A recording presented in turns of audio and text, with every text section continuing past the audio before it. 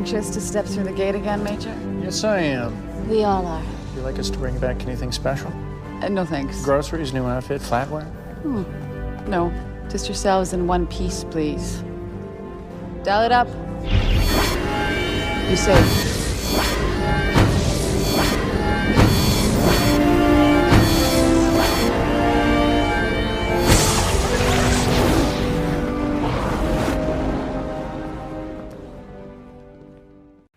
Welcome to the Jumping Puddles podcast.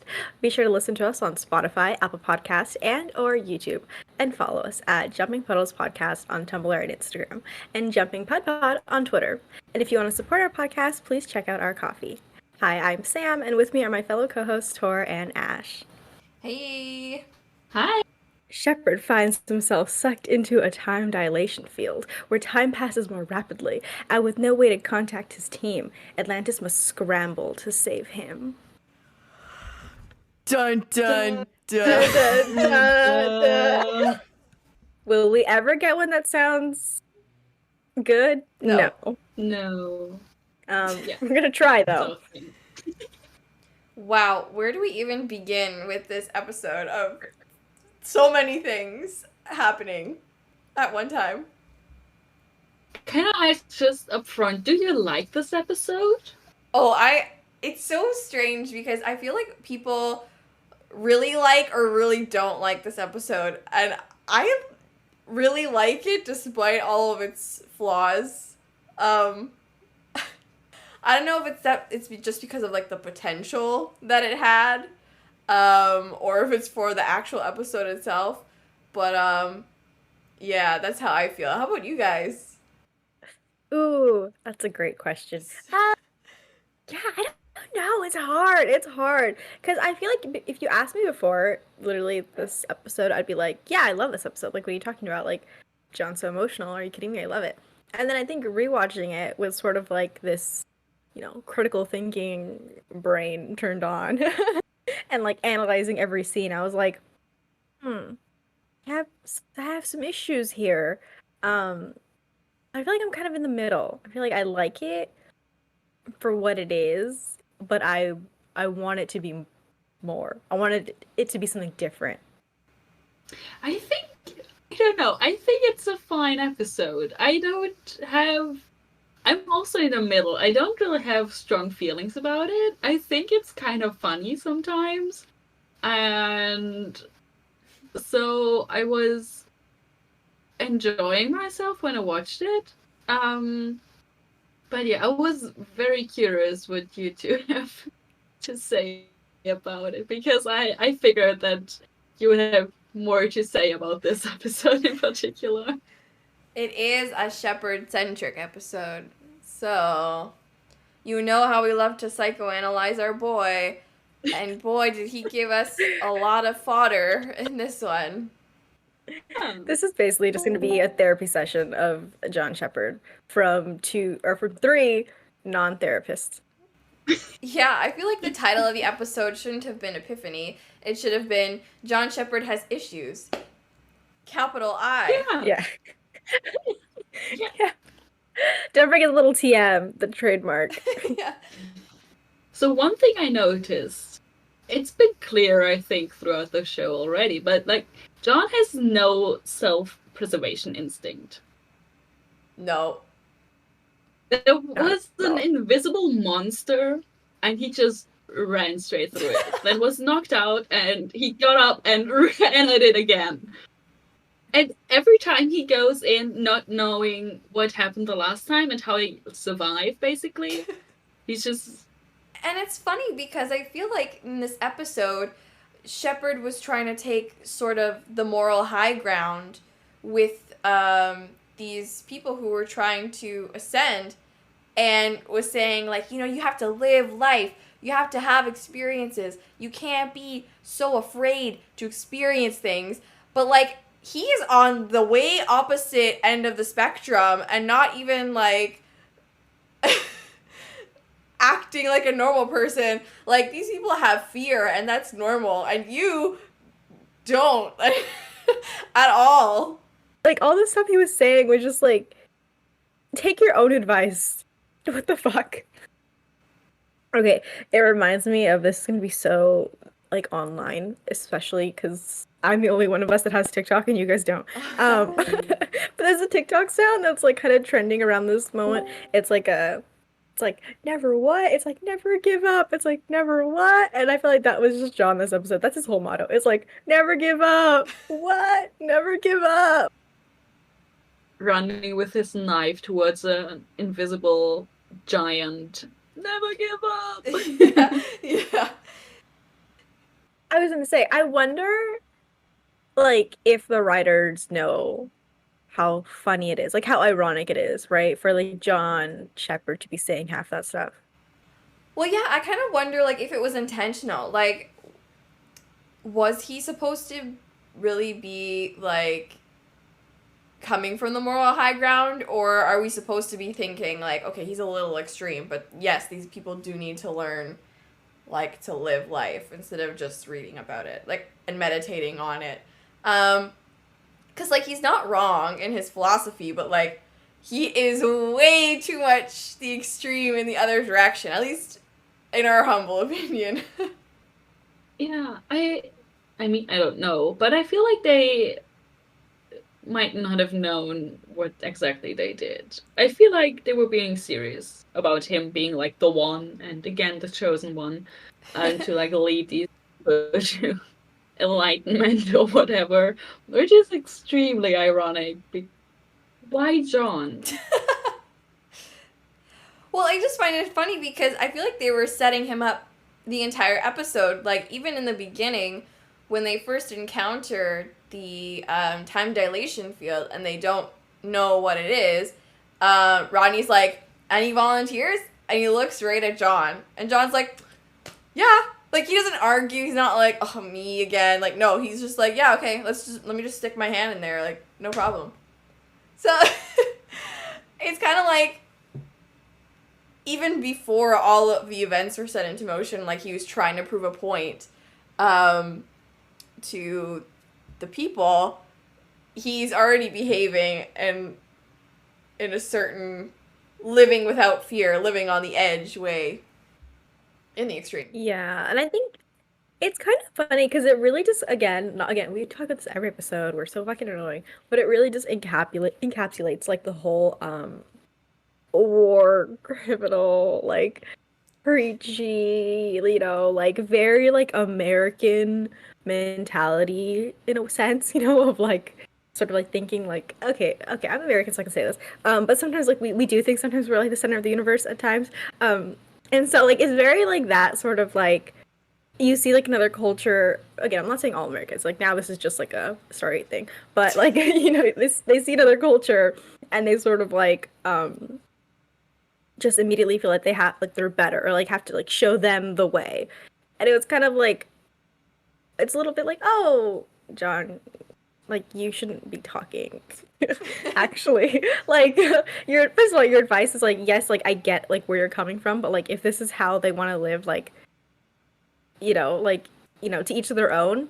And I don't know, I think it kind of just shows like the problems that we occasionally bring up with Atlantis and how very like headstrong in their ways they are and how very much like they believe like they are like the saviors and like the ones who are like saving the Pegasus galaxy.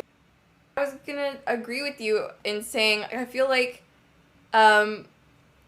John's need to control everything is also a very prevalent aspect of this episode. Like he very much, when he's like waiting for them to come and rescue him, has ants in his pants.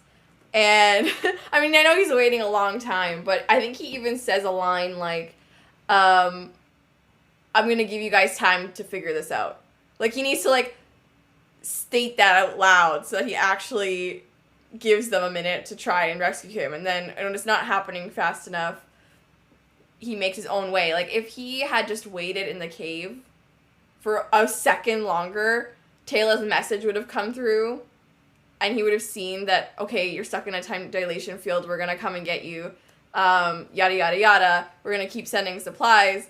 Don't move. But instead, he goes and moves. So yeah, I just feel like his whole, like, trying to tell those people how to live thing, and, like, him trying to launch his own rescue, and getting frustrated when it's not happening on his timeline, is a very, like, control thing. He needs to be in control all the time. Yeah, I mean, his control issues are infamous.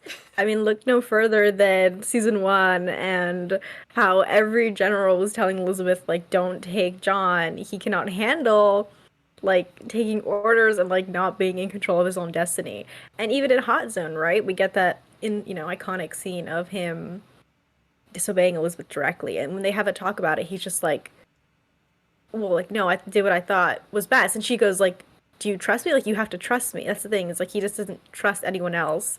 And we see that quite literally on display here.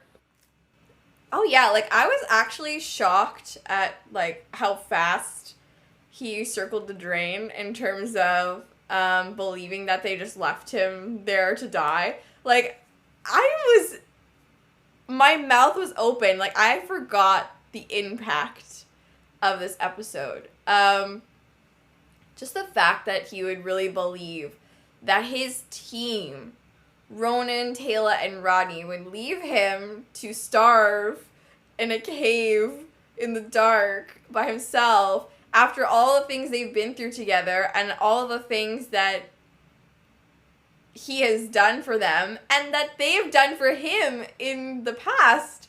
Like, I feel like just in Aurora, in the face of all this evidence, like, he still has a hard time believing in other people, trusting other people, believing that he's cared for, despite caring so much and admitting to caring so much to his friends this episode, which I was shocked, again, that he even said that out loud.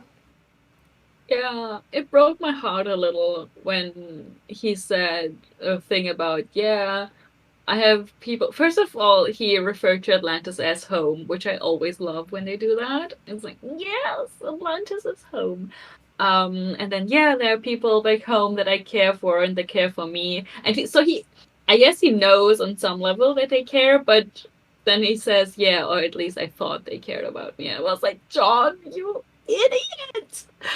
I mean, I guess he's just broken, like, very deeply traumatized. But yeah, when he said that, I was like, wow, there's so much going on in his little head. And so much, yeah, I don't want to say going wrong, but, like, he's clearly not thinking, like, straight. Or maybe he is, but, like, his vision is kind of, like, it's kind of warped, so he just doesn't see that, or doesn't allow himself to believe that people care for him. Yeah.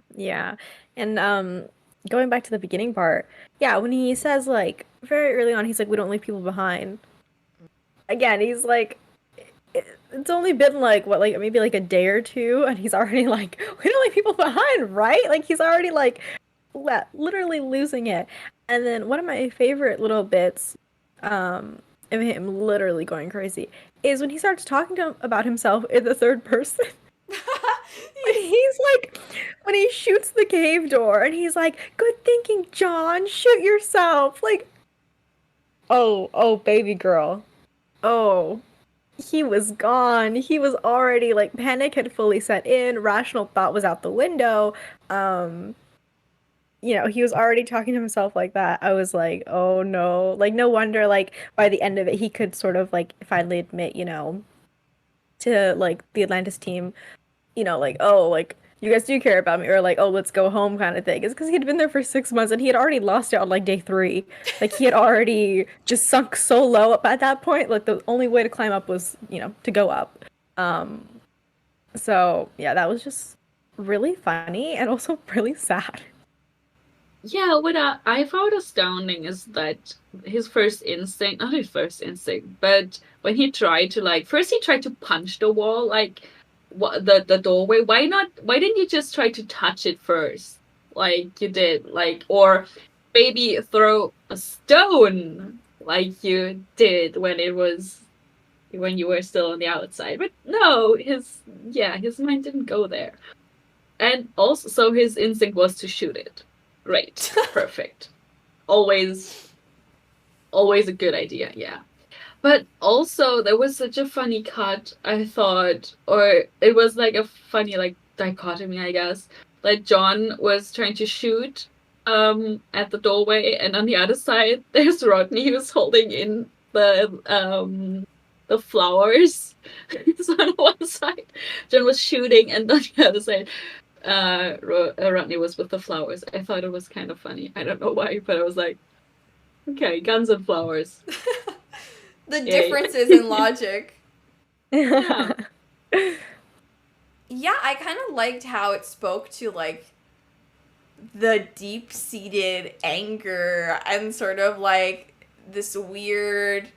Like, the fact that he got angry so fast was really shocking, because I feel like on the surface he plays it cool a lot of the time and, like, things don't bother me, you know, and he's very glib and he makes jokes and whatever, but, like, this is something that clearly is a sensitive topic to him. We know about his past, his military history, and why he was treated like such a pariah by the military is because he always would risk life and limb and heart to go and rescue friends when that was not the mission. And so I think being put in the vulnerable position, I don't know, he just doesn't have the capacity to believe that anybody would reciprocate or, like, do the same for him. And I just feel like that is so really sad and devastating and terrible. And I just think you were speaking about the dichotomy between, you know, John shooting and Rodney using the flower, and I feel like there was a huge dichotomy at the whole beginning of the episode of, like, Sheppard thinking that they had abandoned him, and then the team on the other side completely losing their minds and, like, trying to do math and, like, figure out, like, what the hell is going on, and, like, trying to get a plan, and, like, being so fast and, like, being so worried while being so effective at the same time. It was, like, crazy. It just makes the viewer feel like John is so blind to not see how much they care about him, you know? Yeah. It's funny because it goes back to the, you know, the main sort of point is that John is his own worst enemy, right? Because, like, imagine, right? Like, even if he saw, like, a video of, you know, like, the team, like, going crazy, or, like, the team telling him, like, oh yeah, like, we tried to rescue you, I don't know if it would have made a difference. Like, I'm thinking about it, I'm like, do you think it would have made a difference if he, like, really saw how crazy the team was going for him? Or, like, would he have changed after this? You know, I don't know. It's complicated because I feel like Sheppard is always in a position where even when he is, like, captured or, like, needs help from the team, he always kind of, there's an aspect of him that has to rescue himself. And so I feel like even if he knew that they were freaking out on the other side and, like, trying to help him, I still feel like he would feel, like, responsible for his own rescue. I think Weir even makes a comment when Rodney is talking about the situation to her, where she's like, well, why doesn't Sheppard just get himself out? Because she doesn't know, like, what's happening exactly. And then Rodney's like, how can he get himself out? And, like, he would have done it by now. So, like, this idea that even the team themselves kind of are like, oh, like, John always figures it out, sort of thing. Yeah, it's rough. It's rough. Everyone thinks he's the Rock, but he's not. He's clay, bitch. He's moldable, you know, breakable clay. Yeah, I agree with you, Tor. I definitely think that this, even if you saw what the team was doing, I think you wouldn't see there. I feel like there was anger on both sides because they were so stressed out that they were so snapping at each other as well because they were just freaking out. But I feel like he wouldn't see that. He would only see, oh, they're not getting me out. So he would try to, yeah, definitely. Probably it wouldn't have changed anything. I feel like he would, if he saw them just like running around and going crazy, he would still leave and he would still see the monster and be attacked and end up in the village. I feel like. Yeah, I want to raise a question to you guys because I was just thinking about it while we were talking. So this is such like a unique episode of Stargate Atlantis, right? Where it really focuses on like John's insecurities and his emotions. And I think again, because we have seen the show already, multiple times, like we know his backstory, we've like psychoanalyzed him to death. But I was thinking, I'm like, do you think this episode would have worked better if it took place maybe in season 3 or season 4? Like maybe like Phantoms, what is it? Phantoms or Whispers, whatever that episode is. Phantoms? Phantoms, I think. Yeah, okay, yeah. What if Phantoms was in this season? So this episode was Phantoms, and then season 3 was this episode. Like, do you think having the background of Sheppard, right, and his whole like military thing would have worked better? Because I do think, thinking about it, I'm like, this might be so like strange for people who haven't or like who don't know his backstory. Like watching this, you're like, oh, like why is he like this? Or like why is he doing this? And I feel like we understand more because again, we know about his military and also we learn stuff about his father and his previous relationship in season 4. So I'm thinking, I'm like, would this have like hit harder if it was season 5 John doing this? Or like, again, season 3 or season 4? What do you guys think though? Yeah, I mean, I have to agree. I feel like, yeah, because you don't know why he's so upset. You're kind of, it's almost comical when, I feel like when you first watch it, because he's just like, seems out of proportionately frustrated. I mean, of course, he's waiting there for, like, weeks while they're wasting time on the other side, but, like, we just have never seen him get into that emotional state before, so it's kind of, like, jarring. And to not know where this response is coming from is, I guess it's not as impactful. Like, I feel like Epiphany, you're so right, Epiphany is more of a impactful watch and more of a John character study when watching it after you finish the series than in order. Because I feel like you mentioned if this episode was in season 5, and I feel like if it was in season 5 it would be even crazier because I feel like he's even more outcast in the 5th season where, everyone has like a significant other and he's still the single guy, and so he's even more like, even in that respect, he is alone because, yeah, like he might feel an extra layer of isolation in that sense. I'm like, oh, I'm not necessary because they have other people. So yeah, that would have been crazy. The impact this would have had later seasons. Damn. I don't know. I feel like season 5 is like everyone is depressed, right? Yeah. Including the viewers. True. I feel like it still has an impact now. I am not sure if the impact would have been bigger if it had been in season 5. Because I feel like maybe it would be cool in season 3 because I feel like then the team is really like, it's the team and they love each other and care about each other and they're the team. That's them. That's the 4 of them and they are very tight. And so I feel like I like this idea of him feeling instantly like they have given up on him.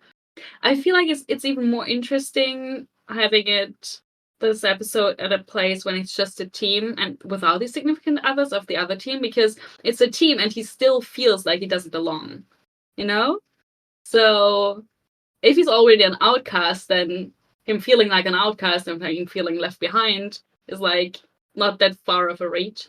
But knowing that they all care about them, maybe after the return, is it in the return where he's on the Daedalus talking to Taylor and he's like, yeah, I don't have a lot of, and he's trying to talk about his feelings but doesn't really manage, and Taylor is kind of filling in. And there's this one scene where she's like, yeah, I don't have many, and she says friends, and he's like, no, I have friends. I kept That's thinking Satita. of that. Satita. Oh, really? Yeah, it's in Satita. Yeah, because that's when you get they're on the way to get Ronan, I think, right? Oh, okay. It's possible, yeah.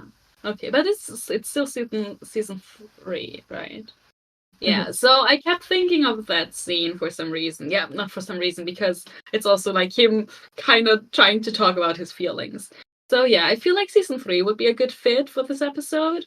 I don't know when we learn all his background stuff. Also Right. season 3. 3 and 4 I kind of think like 4 is like his family- family. Yeah. Yeah, Yeah, and whereas, but like, his 3 family. is like with this military path, right? So I feel like after that might be a better fit than season 4 or 5.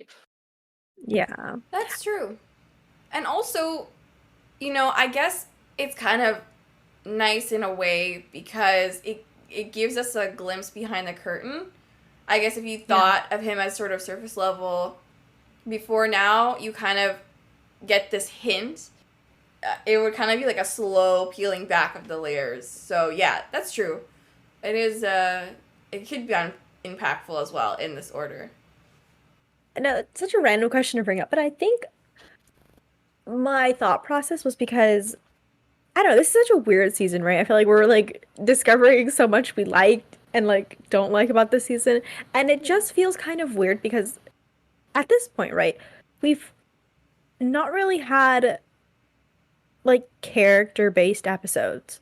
Right, like I think we talked about this. Like most of them have been like team focused, or like there'll be like a plot A, a plot B, and a plot like C, kind of, right? Like even in Trinity, when John and Rodney were doing this whole like blowing up planet thing, like we still had like the little side mission of Ronan and Taylor, and so it kind of feels, I don't know, like this episode, I guess was maybe like jarring a bit to go from like all of these like maybe like larger stories to just be focused down on one. And I just have problems with the story in general. That's like another thing. So I just feel like I honestly think Phantoms would have fit so much better here. Because I think in season 3, that's when they brought back, the whole like character base. Because then in season 3, we have the real world with Elizabeth. And then we have Tao of Rodney, right? I think as well. So we have like more of, they brought those episodes back, which are great. But I guess for me, maybe I'm just being crazy, but I don't know. I just felt like it kind of came out of nowhere, this episode, and I'm just not sure if it was maybe earned. Yeah. I kept sorry, this is a side Oh, note. no, I kept mixing up Phantoms with another episode. I was like, is that a John focused episode? But now I remember what Phantoms is that about. So. Yeah, I mean, because that one's good too, because it's like it is John, right? That is a lot of John, but there's also like team, right? We get a lot of like everyone else, and so it's kind of weird because I feel like this one would have fit perfectly in place of Epiphany, because it's after Ford's gone, and so it's after sort of like they've like really cemented this is the team, and so to have an episode where like the team are actually against each other, right? Because this is where John is like thinking like Ronan's like, or I think he thinks Ronan is like something else, or I don't know, where he's like he shoots Rodney, right? Like they're like they're all divided, like they're all in their own world kind of thing. So I think it'd be nice to kind of have like a sort of they get broken down and they get put back together at the end. And so I don't know, I think it would have been nice to have it after the Hive, because it would have been sort of again like a strengthening of their bond after they had kind of been broken apart the last 2 episodes anyways. Yeah, I agree, actually. I was gonna say, that brings me to the resolution of the episode, because you were mentioning how in Phantoms, like at the end, everyone's like joking and laughing, whatever. And like Taylor and John kind of come to this understanding, especially between them two. I feel like she gets a greater understanding of him after that. How do you feel about the resolution of this episode? Do you feel like, I mean, we don't always have to like explicitly talk about our feelings, but do we feel like there was any resolution to Sheppard's feelings at all in this episode? Oh, that's a great question. All of our disgusted faces right now are like, ooh, yes and no, which is like not even an answer, but like yes, and in a way that I feel like it suits the show we have in front of us.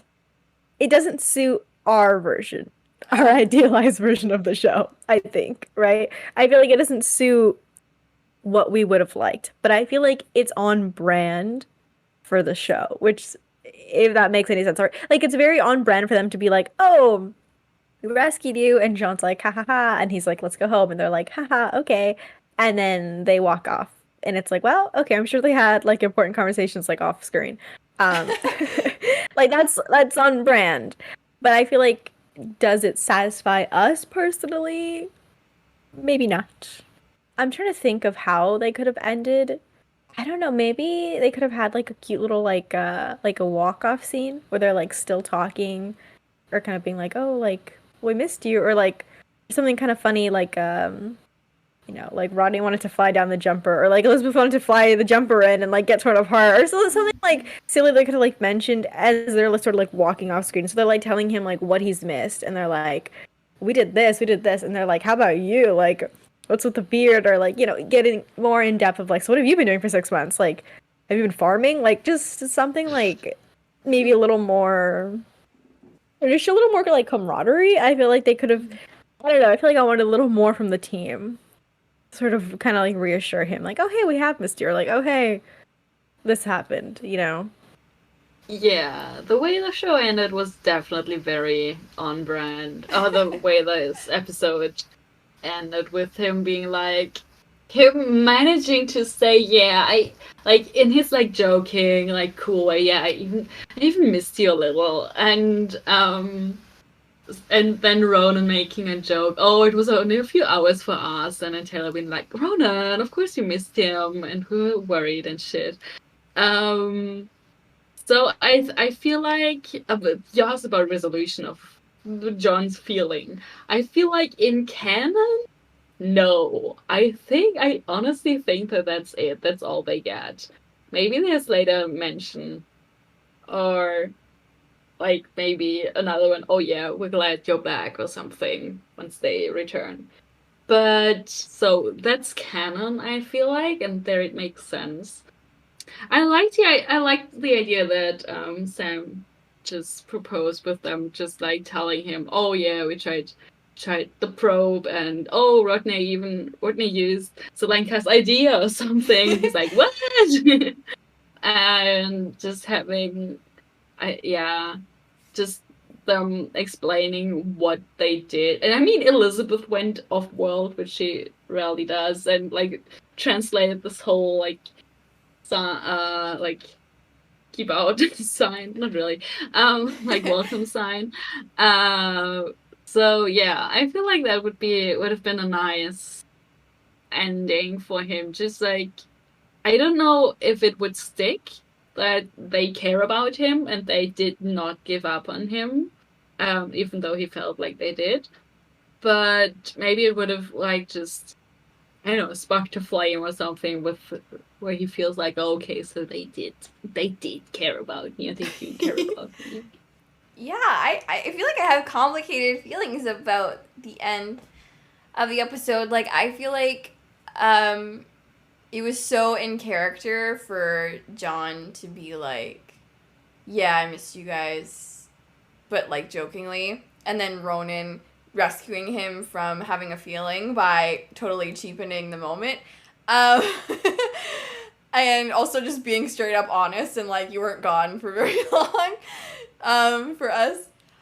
I feel like the team did apologize for taking so long or for not being there sooner for him.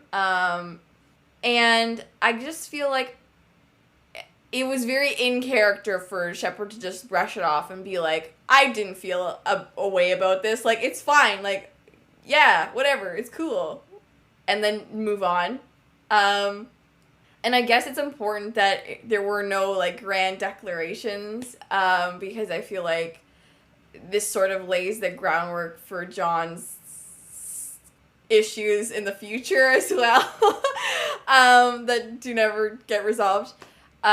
So for me, in a way, it was satisfying because I get a sick sort of pleasure in John being emotionally reticent and not healing from that at all.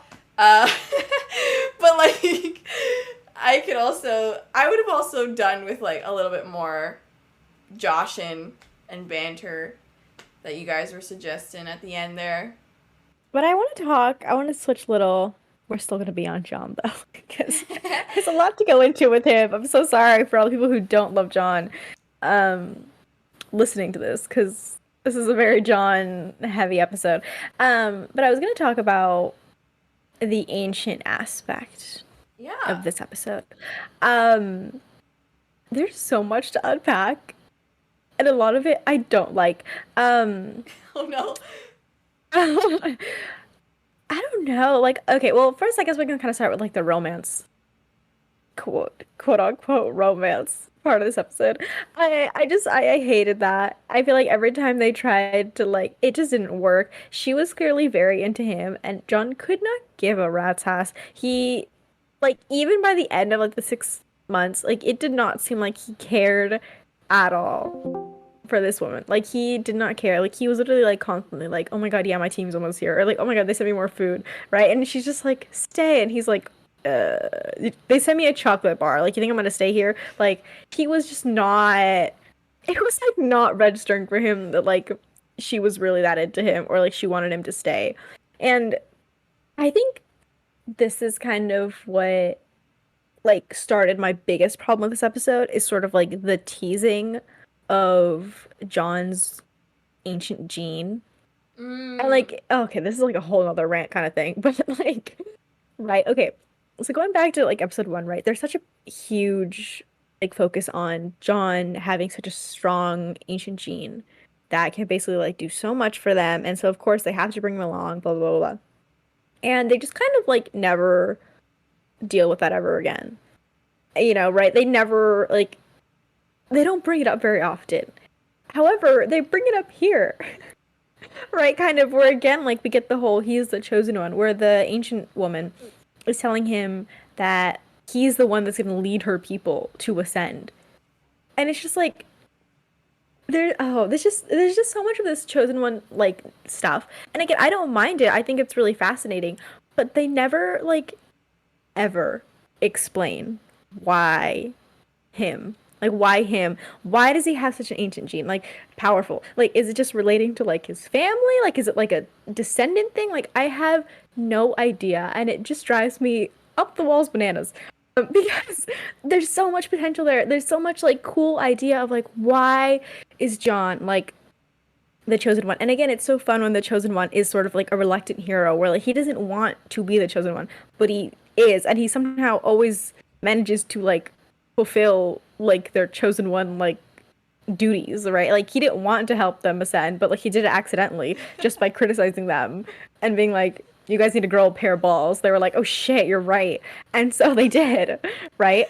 But it's just, it's crazy that they don't ever address it. Like, why do they care so much about him?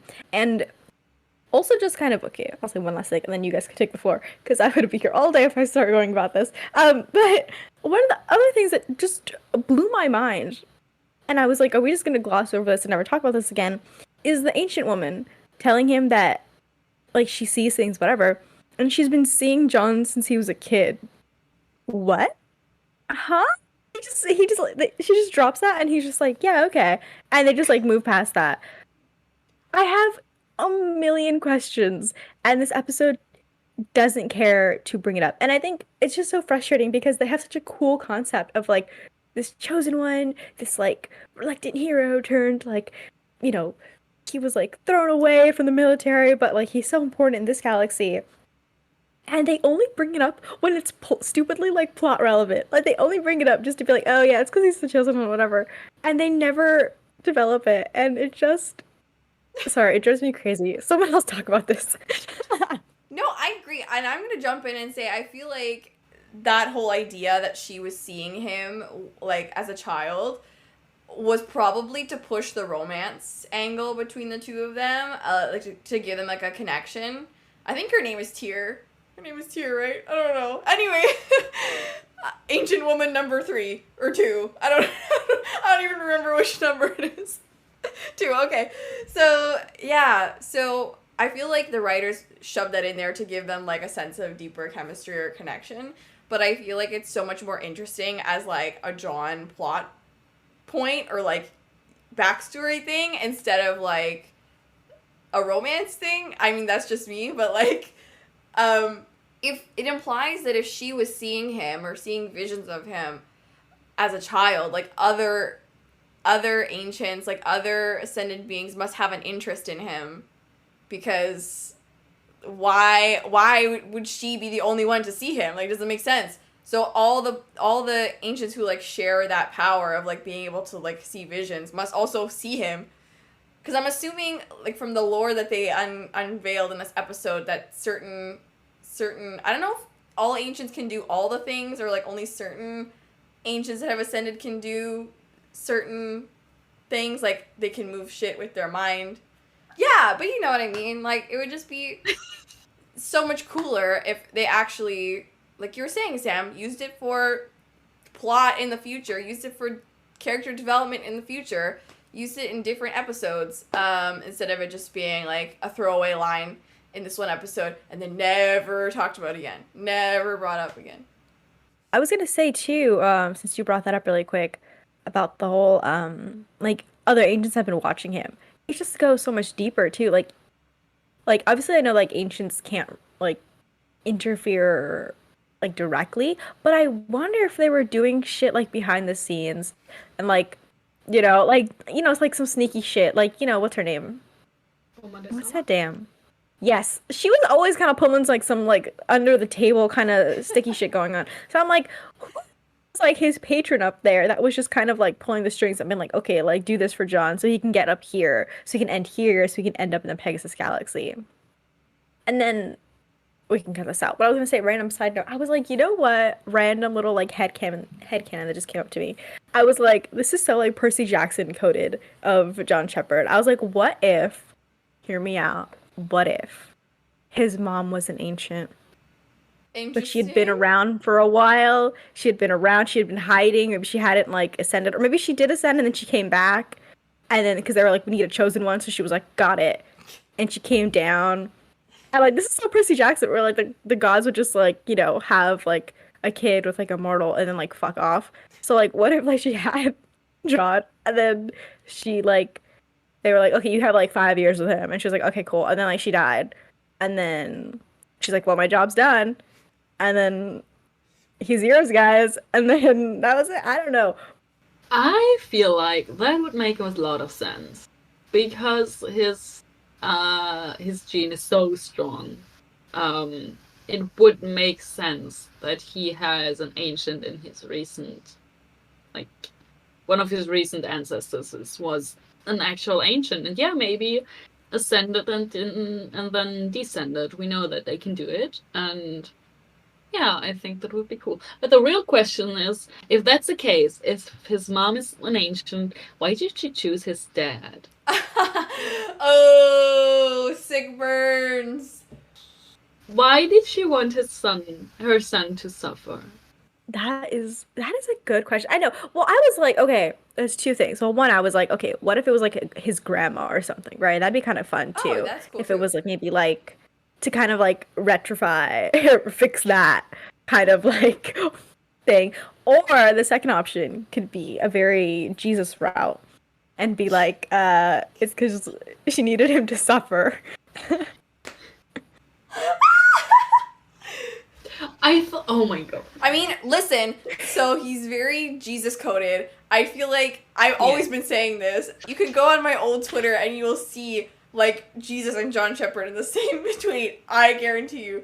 I have mentioned this before. Yes. My mind went different places when you said like Jesus, like that he's Jesus, and that she was doing like I thought, oh, was she doing some Virgin Mary thing? Immaculate Conception. What? There was no father. We don't need that. Honestly, that would be kind of slay. That would be kind of so iconic of John just to have a mother. Sorry, I kind of love that. And then she just was like, maybe she just like gave him. You know what? That would be so interesting because maybe that's why he like had such like issues with his dad, right? They were always beefing, they're always fighting, and he feels so different from the rest of his family, right? Like he feels like such an outcast already from the beginning. I think we just solved. True. Very true. Jumping Puddles canon. Accepted. Stamp that. That was me slamming. I don't have a mallet, so I just slapped my knee, but like canon. Yeah, but the ancients, they interesting fold. So first of all, I want to ask you, if you like, we learned in this episode that some people who come close to ascension kind of develop these powers, like some have like these visions, others can heal, others have like telekinesis or something. What would if you were to ascend and you had one of those powers, what would yours be, or what would you want it to be? I want to say telekinesis because I feel like I'm lazy, and so if I could just like mind control things to come to me, then that would be awesome, and I would really enjoy that. How about you guys?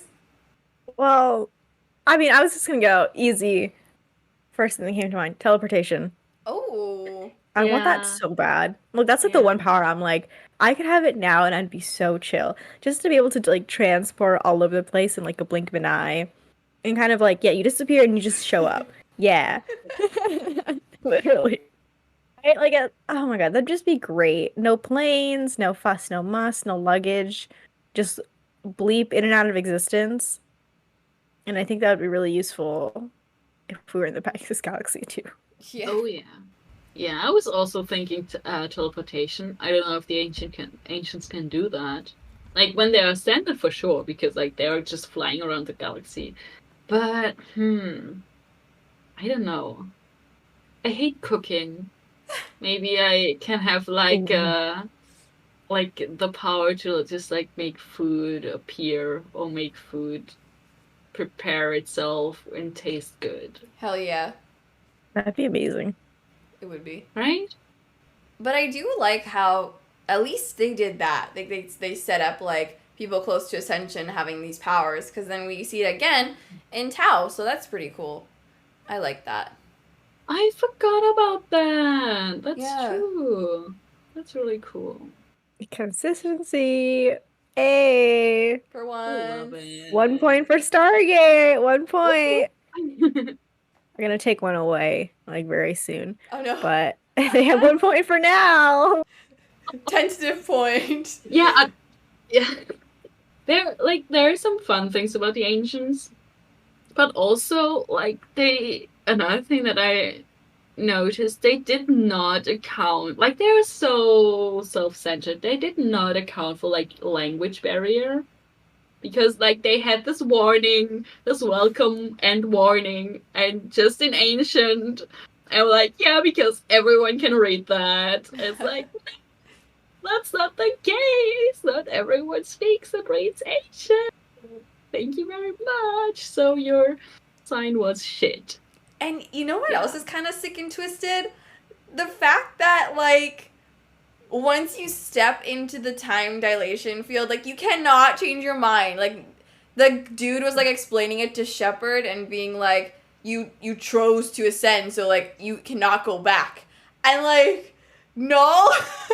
Even if he did choose and was like, I'm not feeling this. Like, you're, like, forcing people to, like, either live and die in this place or ascend, and it's kind of like evil in my opinion. It's so like Yes. Yeah, it's very like, what happened to free will? The big difference between the ancients and the Ori is that, they are all like, oh, we give humans free will. Where? This episode proved that you guys don't. You guys don't let people leave, and then you also have been monitoring John since he was a kid, and who knows what y'all have done to force him or to get him here. Like, no, you guys are twisted, and we see that. We pick up on all the little things, and I'm just like, they're the villains. yeah, I feel like this episode just proves it. Even at the end there, where like Tyr was like, don't take the ZPM because this should be a sanctuary if anybody else wants to come here and like try to ascend. And like, bitch, no one wants to ascend. Also, like, they need that ZPM to live. And third, like, why? Okay. Well, I don't really like. I don't mind that honestly because I do like. I don't like the ancients. I think they suck. Unfortunately, or they like. Yeah, maybe they were cool at some point, but yeah, now they are just annoying. But like going back to SG1, the ancients and ascension was kinda like a way out for some people. True. They have, and I just remember that like this term sanctuary, like I know it's like it's a word, but it's also used in SG1, and there is I think maybe I'm mixing something up, but there's this one episode with like this monk and Daniel just like trying to like, and it's the first time they meet Oma, I think. Oh yeah. And so these places where people can go and kind of find refuge and ascend, because like I think this place in particular was for Jafar, who wanted to ascend. So there are people who like really find who do want to ascend. Like, despite everything. Maybe not all ancients suck. Maybe just the ones we see. Because, like, maybe they have the power or something. It went to their head. But actually they are cool. Maybe. So I don't really mind that they left the sanctuary open. But they might have, like... Maybe they should have, like... They let them go again. Yeah. Like, the team. Maybe they should have left that. And just, like... check in every now and then, and we're like, oh, we have people here, and a few of them don't want to ascend, so maybe we'll let them out again. So maybe they could have like changed the system a little bit, but just still keep this place as like a safe space, I guess, for people who want to ascend or whatever. Yeah, just have a fucking back door. Just have it's that simple. Just have a back door, let people choose, and then like you're proving like, okay, you have free will. And then also, yeah, someone fucking translate that goddamn like sign, because girl, y'all have been dead for 10,000 years. I'm sure there are very few people that actually know how to read this damn sign. Plus, I was like, this isn't even like a widely known place. Like, we literally the team stumbled across it just because they were like out and about fucking around. So it's like, if you're gonna have, I guess they can't like super advertise it because obviously like the Wraith are around and stuff. But I'm like, do people know that this exists? Okay, they find this door and there's a weird energy coming from it, and it is a sign next to it in ancient, and their first instinct is to go through. Have they not learned? No. They learned nothing.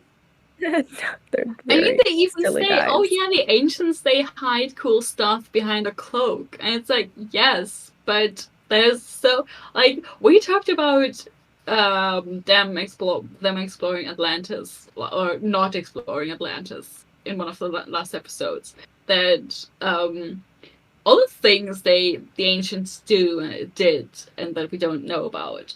So they find a random ancient doorway on a random planet, I don't think to like read the instructions. Yeah. No, it's interesting too because I mean, well, this can segue into another conversation, which I am happy to talk about.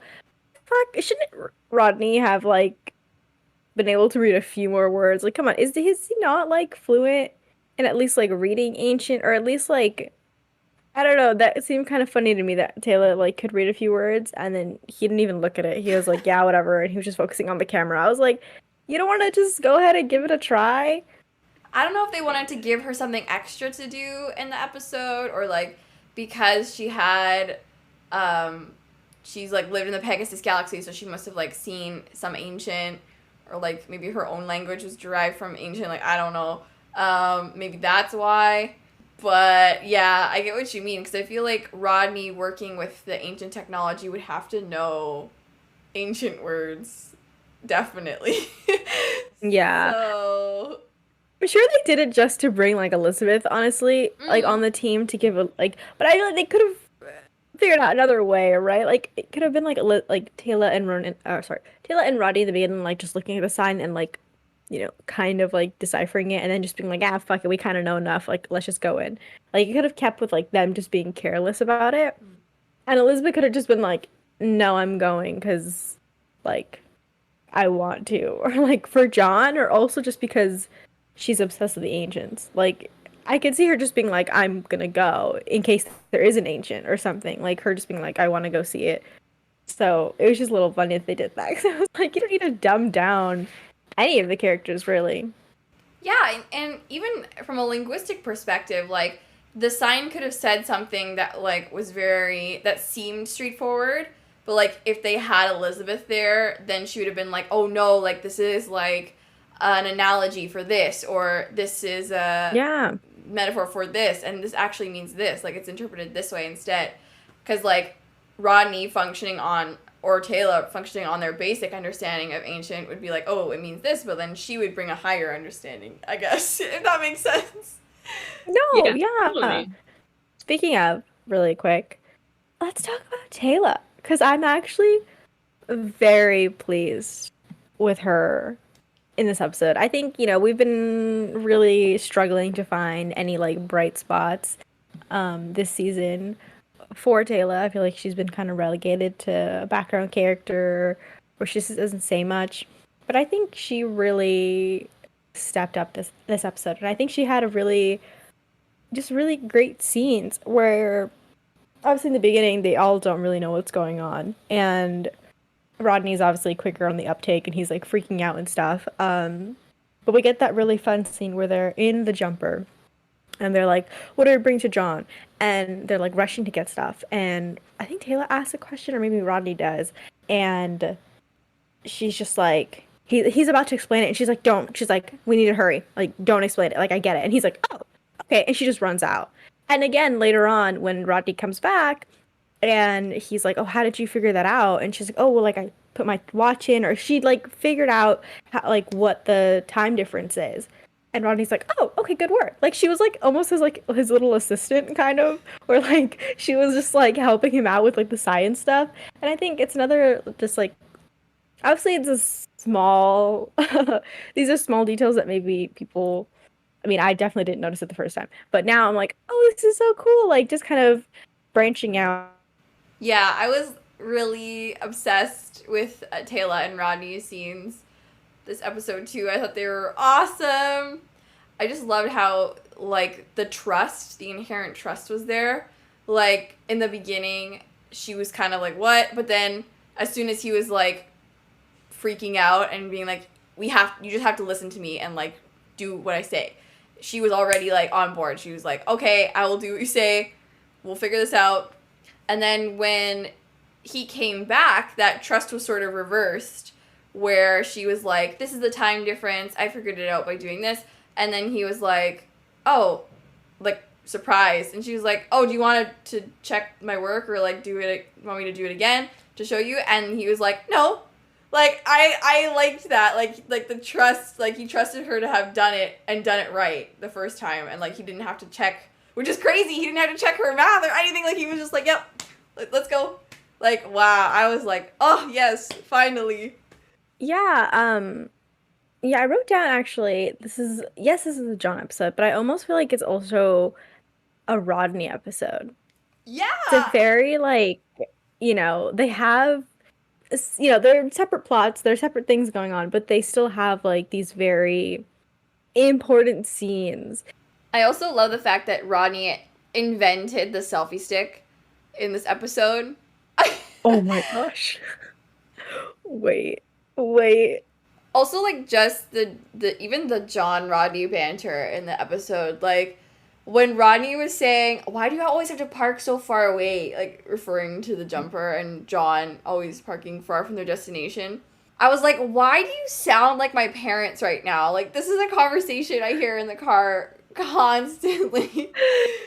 Oh yeah. Actually, there was a lot of, again, like just great mcshep moments. Of course, the iconic Ronnie being hella jealous at the end when they save John. And John's having this little moment with the ancient, and he's like, again? He's like, oh my gosh, like that's the first thing he says, or like one of the first few things he says to John, and then like, your jealousy is showing. Calm down. Rein it in, sir. Rein it in. Oh, yeah. I also wanted to ask you guys how you felt about the scene where Rodney is getting kind of frustrated about being asked a million questions when he returns to Atlantis. And he refers to Ronan and Taylor as Conan and Xena. How do we feel about this scene? Okay, so the mcshep part of me loves that Rodney is so hell-bent on saving John that he's basically like saying, fuck the world, fuck everyone else, I have to go for John. The mcshep part of me, okay. The team-loving, character-appreciating podcast me does not love that. And I sort of think, do we think Rodney at this moment in the story would say that? Or I was like, is it just another character regression? I'm not sure. I feel like it's tough. It's so tough. Because he's so angry and frustrated, so I feel like it kind of just makes sense to me that he would say that. Because at this point, time is money. And also, I just feel like a part of me, I had GIFed this on Tumblr. Let me preface this by saying I had GIFed this scene because I wanted to get, like, public opinion on how they felt about it. And, like, it was very hot and cold. Like, some people were like, oh, this was so funny. Other people were like, oh, he was so angry. Some people were like, oh, I really dislike Rodney for this comment, and comments like these. And for me, I just feel like it was understandable for him to say that in the moment. Like, he was really frustrated. I think it was coming off of Elizabeth's comment. Like, she mentions, like, oh, do we even know if John's still alive? And, like, why don't we think that he'll just walk back through the portal himself? So I feel like this was a sort of Rodney's internal feelings of not measuring up kind of being reflected outward in a destructive way. Like, I think Rodney resents the idea that Sheppard or any one of them is sort of indestructible and can walk away from anything unscathed, just because he's done it so many times. And I think they all take that for granted, Rodney included. So I just think the mean girl jumped out. And the moment, because of that, not that it's an excuse, but, like, I understand why it happened. Does that make sense? Yeah. Yeah, no, it does. And I think it is interesting too because we do get, like, I think he explains it in that scene or maybe the next scene, why he's so, I mean, obviously he's panicked and worried about John and how much time, has passed. But he also mentions that he blames himself for not looking at the camera and for not, like, realizing that, like, time had passed and, like, for letting John go in. So I think a lot of it is that he is feeling like he, let someone down. And I think he let someone down sort of in his field of work, right? Because he had been doing science stuff and he had been, like, testing it out and he said it was okay and it wasn't, right? I think my thing is, I mean, I get like it's hard to place it because obviously Rodney's in Atlantis, like they're, Ronan and Taylor are on the other planet or whatever. What kind of gives me like the bad taste in my mouth is that he says it when they're not there. Right. Right? That's my thing. I'm like, okay, like I feel like it'd be a little different if he just said it like in the moment with them there, right? But I just feel like it adds an extra level of almost like betrayal.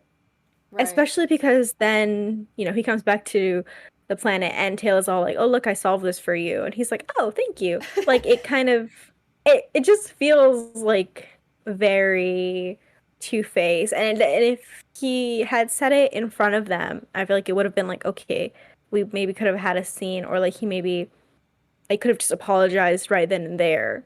But because they never hear it, they never get that apology. Right. And everyone like can just move on, and like they forget that he insulted them.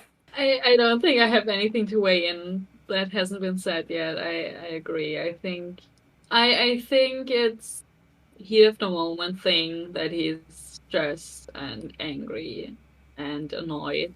And I don't know.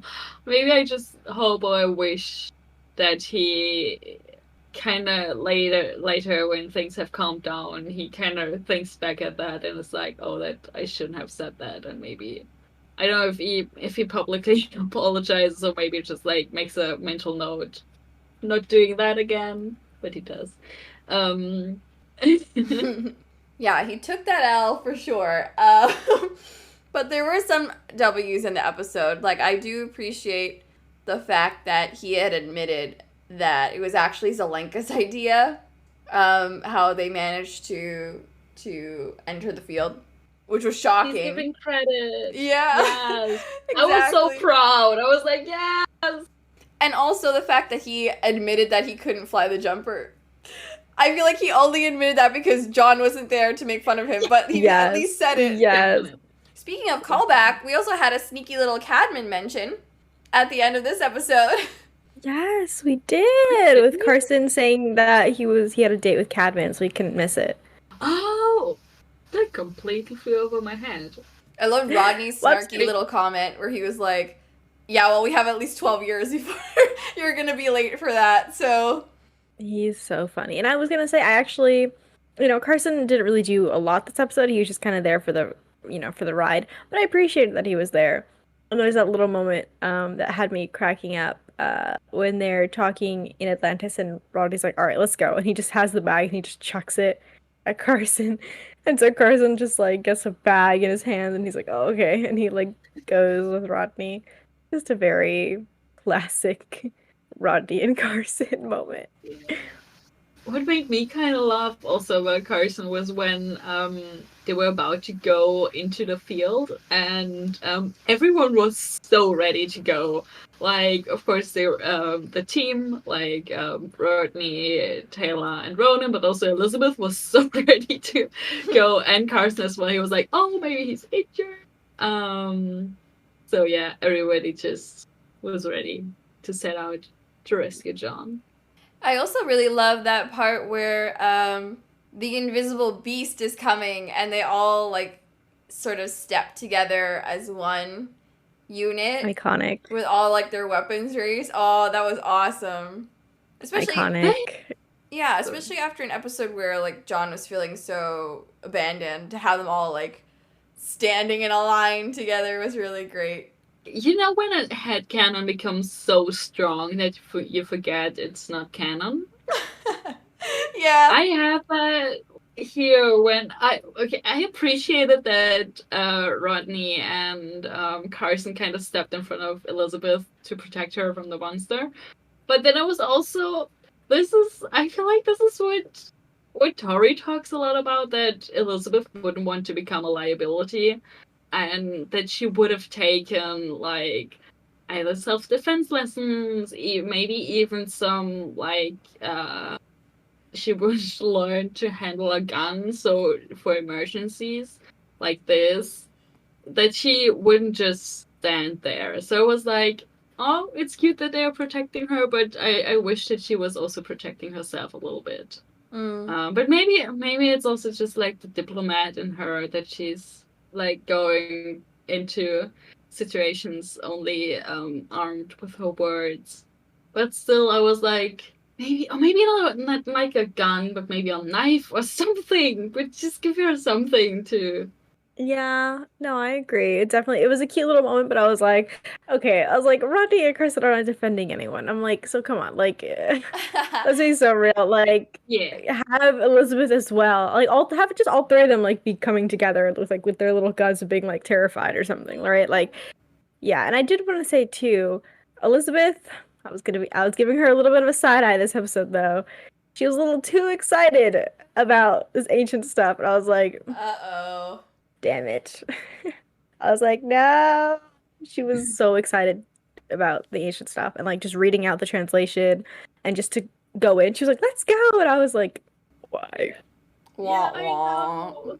Elizabeth, wake up! We'll see. I think we'll have to wait till next season for her to have a sort of revelation. Oh yeah, it's coming. Does she ever? That's what I was gonna say. I was like, I don't even remember though if she really does. Like, she might just be like, oh, okay, anyways, and just like move on.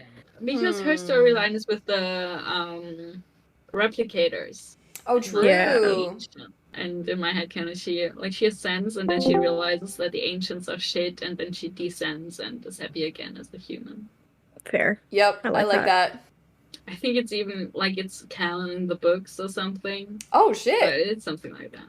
Oh, wow. Yeah, I think she ascends in the books and then descends or something.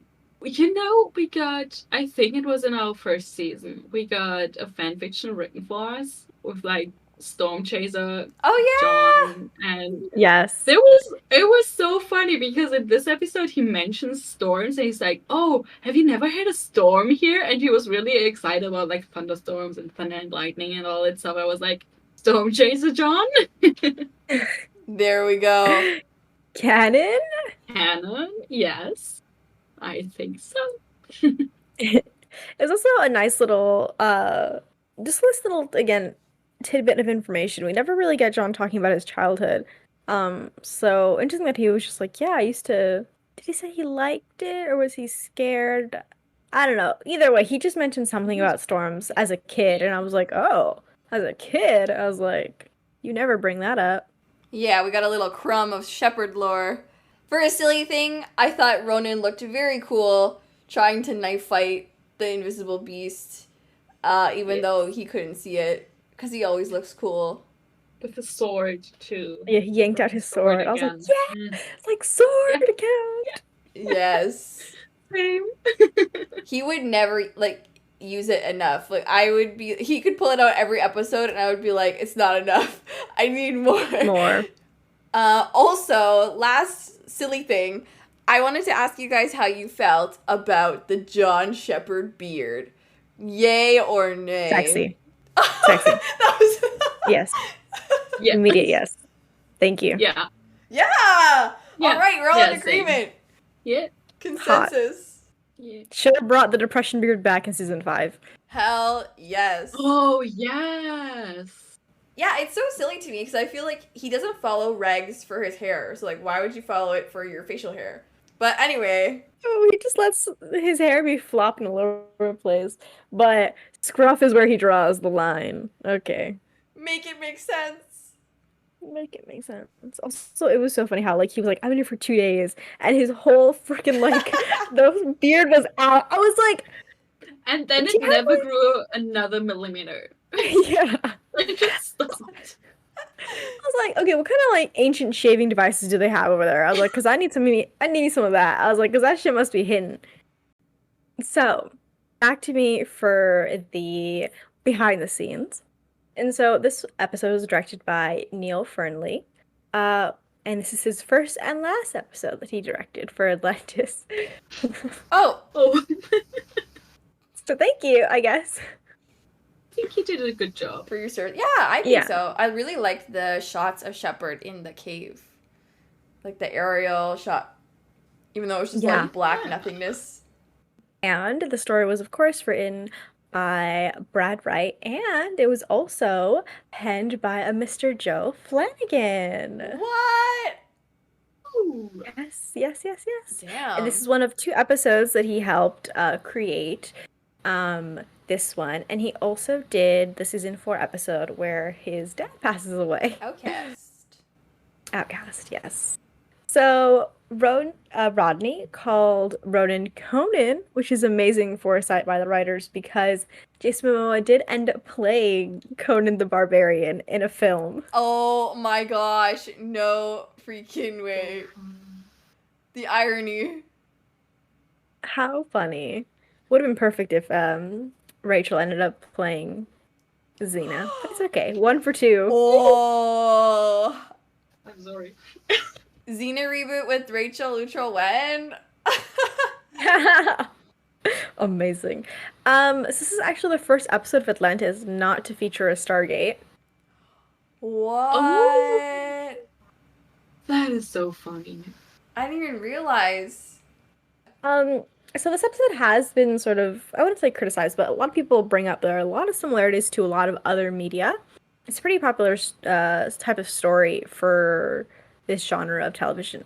But you know, there's stories similar like SG-1 and in Deep Space Nine and in TNG. There's an episode similar to this. So I wouldn't say it's like ripping anything off, but I do think it's just a pretty popular like kind of sci-fi story for like one member to be stuck in a simulation or something and the other team trying to get them out. And so that's been brought up a lot. So unfortunately Joe wanted to write this episode himself, but he was too busy. So that's why he only gets the story credit. But this is also where we start to see a lot of infamously bitter words exchanged between Joe and the writing team. Some of that good old Joe shade comes out. So I have a few quotes here. So he goes, and I quote, "I really had an idea for a man who would be king. It was me and McKay discovering CPMs and becoming greedy and kind of drunk with power, and you thought that'd make for a great episode. And I got the standard reply that is when you always pitch in a story, which is, oh, we did that in SG-1, Joe. Episode 157, haven't you seen it?" Oh.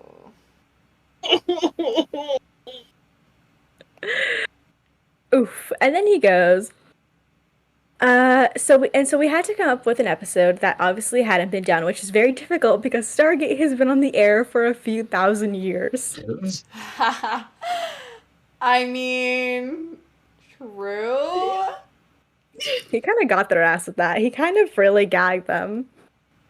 So what I'm hearing is that it's okay for the writers to do it, but not for Joe to do it when they rip off SG-1. Literally, I was gonna say, because the amount of stories like we've already talked about that have been pretty similar to SG-1, and for some reason they were like, no, you can't do it. I mean, I will say, this episode, the idea got turned into the game. Oh.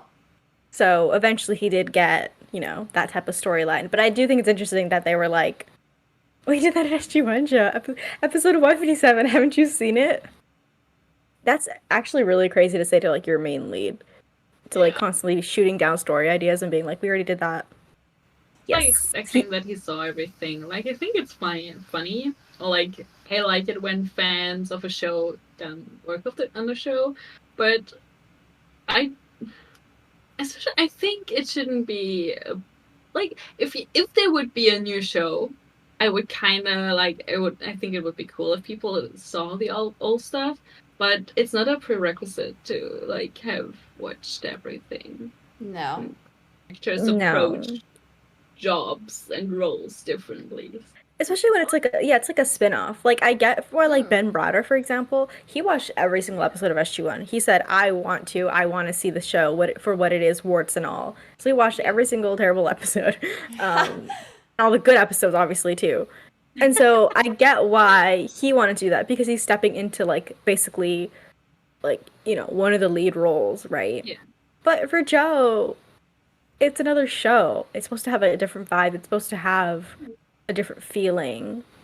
And so, yeah, I don't know. I don't know why they expected him to have, like, watched every episode. It might have even been detrimental for him to have seen SG-1 in case, you know, Makes things kind of stale if it's always the same. Yeah, especially because in the beginning, obviously, and to this day, people are still saying like, oh, like, there's comparisons between Jack and John, Oh, all the time. right? So if he had watched SG-1 maybe and he had like, unfortunately gotten already like an impression of RDA's Jack, like maybe that could have impacted his performance like negatively or whatever. Anyways, he also went on to say that he did create the general idea for this episode.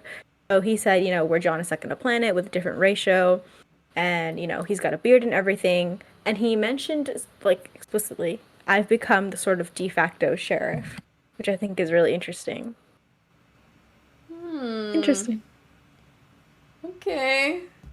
Last thing I was going to mention though were the other languages. The titles in the other languages are really interesting. So in Hungarian we have enlightenment. Oh. And then in German, Ash, you can correct me if I'm wrong, it's revelation. Okay. Hold on, I gotta. Check. She's fact checking. Yeah, I think it could be just as isn't revelation kind of a synonym to epiphany? True. Yeah. Mhm. Yeah, pretty close. And then the interesting one though is the French one. It's two words that I don't know how to pronounce, so I'm not going to say them, but they're in Latin, and it means time is running out. Ooh, that's kind of cool. I like that. With the whole, like, yeah. because he's in the time thing, and, like, time is moving faster. Yeah.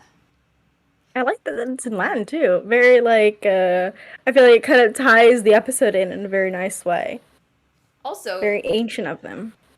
And now, I'm going to pass it over to Tor for the stacked fic corner that we're all very excited about. it was so hard to narrow down the list for this week, guys. Like, I had a difficult time, but I think I chose three fics that really encapsulate how I felt the episode portrayed John, and the team as well. So the first one I chose was a mcshep by Murin. And basically, a mission gone south isolates Rodney and John from the rest of the team. Forced to search for an ancient outpost, they struggle to keep each other alive until the time their kidnappers prepare to sacrifice the one and purify the other. So this is a fic that I read multiple times every winter. It's set on an ice planet, which I know we always say, like, oh, they should do that. So they did that in this fic. But it's just one of my favorites. Like, the world building, the atmosphere, the mood. It's great. It's really plotty and emotionally charged and excellent. It has a lot to do with John's feelings towards ascension, which we get a lot of in this episode, as well as exploring that idea of, like, maybe doing the self-sacrifice thing a little too much and being a little too ready to do that, while on the flip side feeling, like, very alone. So I don't want to spoil anything by talking too much about the fic, but just know that it's really good. It's, like, longer than a novel. So you're in for a wild ride when you read it. And although things seem quite dire during the fic, I promise it has a happy ending. A very nice ending. Another fun fic that I like that sort of deals with Sheppard in isolation is Visiting Hours by Lily Said. And this fic is not actually hosted on our typical AO3. It's found on the author's website. So I have a link to that. It's actually on the web archive because the website was taken down, I believe. But anyways, I have a working link, so don't fear. Basically, John gets put in a prison under a mountain on an alien planet in the interest of avoiding conflict. And so Rodney is nominated to deliver Atlantis' well wishes and supplies, etc. to him once a week while they try to figure out how to break him out of the prison. And basically he just gets like a front row seat to John's Cam in Unending-esque breakdown, where he's very like isolated and alone and with his thoughts a little bit too much. So yeah, so it's another fic that explores that sort of abandonment feelings, sort of Sheppard in isolation idea. And finally, we have one of my other all-time favorite fics ever, Games of Chance by X Parrot. This is a gen fic. Basically, what happens is Sheppard is sacrificed by wraith worshippers to be like basically a runner or a wraith prisoner, and Rodney and the team have to figure out how to find him, like what coordinates he's at, and like how to rescue him and how best to launch a rescue. And this fic has always stood out to me because it is such, it's written like an episode of Atlantis. Like you could think like it was ripped from a script. Like it's just so series accurate. But also Rodney and Ronon's relationship in this fic is just everything I ever wanted to see on the actual show. Like them working together to fight to get Sheppard back is just like really emotional and so them at the same time. I don't know. It's just really good. Please read it. Even if you don't read genfic, like you should read it. It's amazing. Oh my gosh, thank you. These are such good recommendations. Yeah. Well, be sure to check out all of our links in the description. We'll link all the fics that were recommended down below. And we'll also have links to our personal social media so you can check out what we're doing throughout the week. And we also have links, of course, to our Jumping Puddles so you can keep up with new episodes whenever they drop. So yeah, be sure to check that out. And thanks for hanging out with us today. Bye. Bye. All right, you clowns, listen up. I don't often get a chance to say this, so savor it. Good work, boys and girls. Let's go home.